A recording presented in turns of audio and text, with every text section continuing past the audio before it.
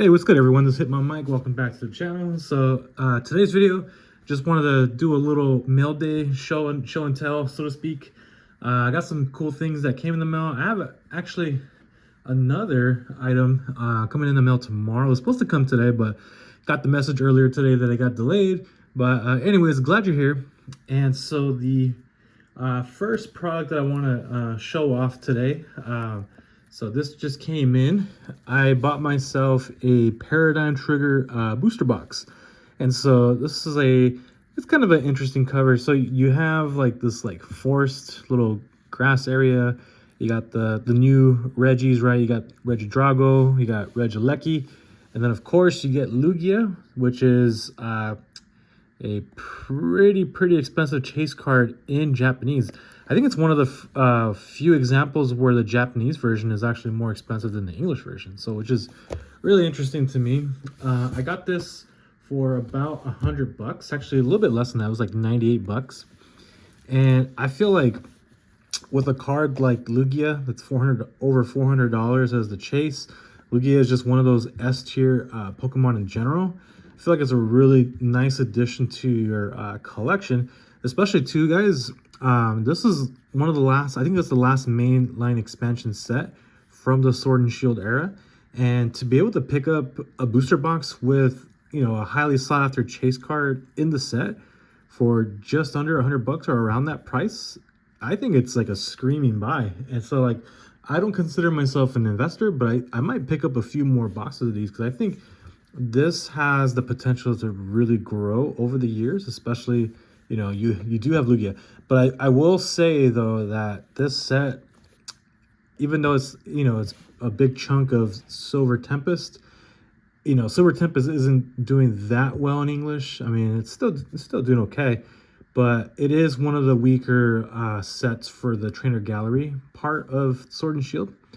But at least here in Japanese, you do have the Lugia in this part. It's not like Incandescent Arcana where you don't have like the big hitter in that set, but here we do have the Lugia. And then the Regidrago Alternator is awesome, but I don't think I'm gonna see people clamoring to open this box down the road to pull this guy. They want Lugia, so I figured why not for $100. Great price in my opinion. I think it has room to grow, and I will probably pick up some more. All right, so another thing that I want to show off and I'm pretty excited about. So just wanted to give you a heads up.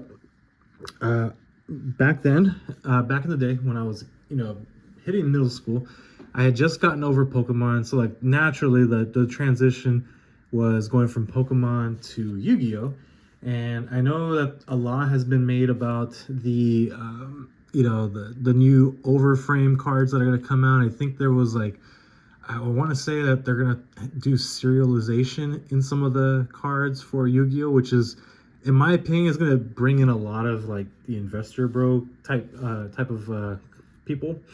But as for me, like I'm not stacking up a bunch of these boxes, but I wanted to pick one up. I have a feeling this is going to go up in value. So I guess I'm speculating. I only have one box of this, so it's not like I have a position or anything. But this is such a cool box art. And Yu-Gi-Oh! Boxes are actually, they're really nice. So you got the Konami wrapping here. And I got this on TCG Player actually. So I didn't really see what the condition of the box is. I figured if it was damaged, I would have opened it. But I do want to keep this sealed. So this is the 25th anniversary. So this is like, you know, the one thing with Yu-Gi-Oh! Now that I've dove into the rabbit hole of collecting Yu-Gi-Oh! They do a lot of reprints, and a lot of cards have multiple reprints. Like we complain about, you know, the base set Charizard being reprinted like 6 or 7 times or whatever.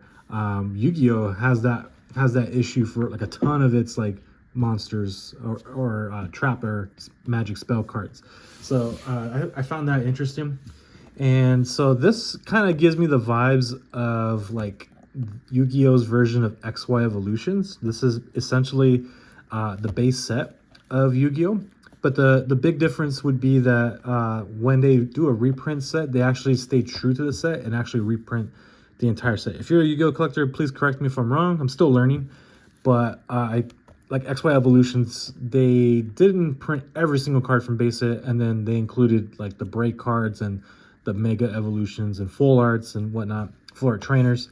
But the original base set didn't. But when they, like I said, when they reprint sets in Yu-Gi-Oh, this they will reprint the set like to a T.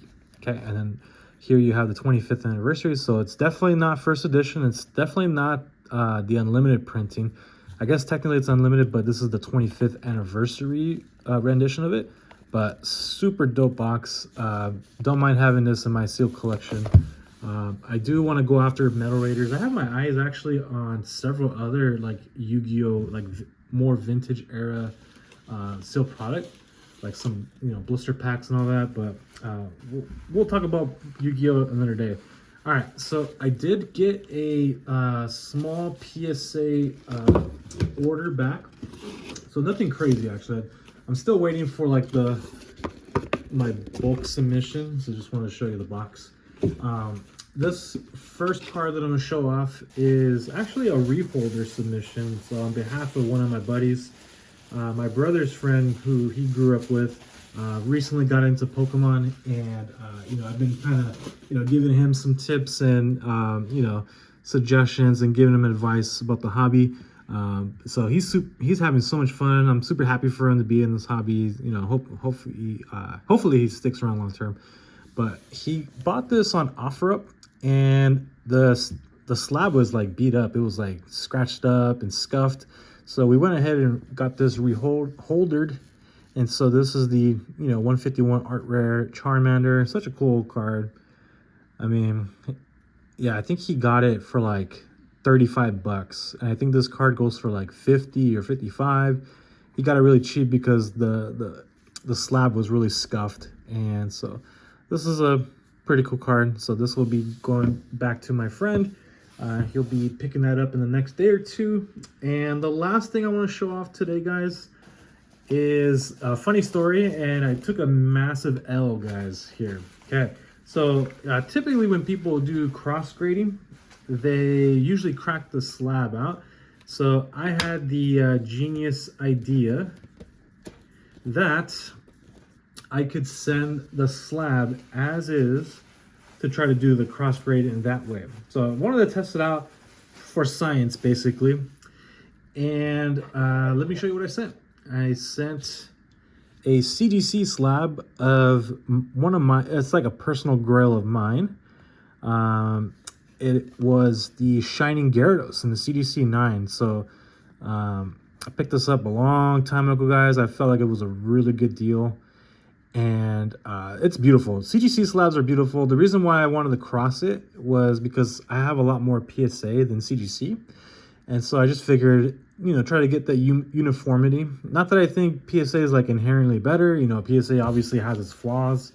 And, you know, they're, even though like I enjoy their service, I've never really had a bad time with PSA.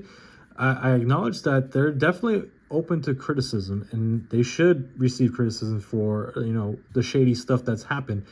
But I also want to point out that like every other grading company has had some scandal and some errors, and it kind of irks me too about, like, you know, this people arguing about the subjectivity of grading. Like, you know, if you get kind of shafted by a grading company, of course you're going to be salty about it, but it doesn't mean that like they're inaccurate or whatever. Sometimes there are.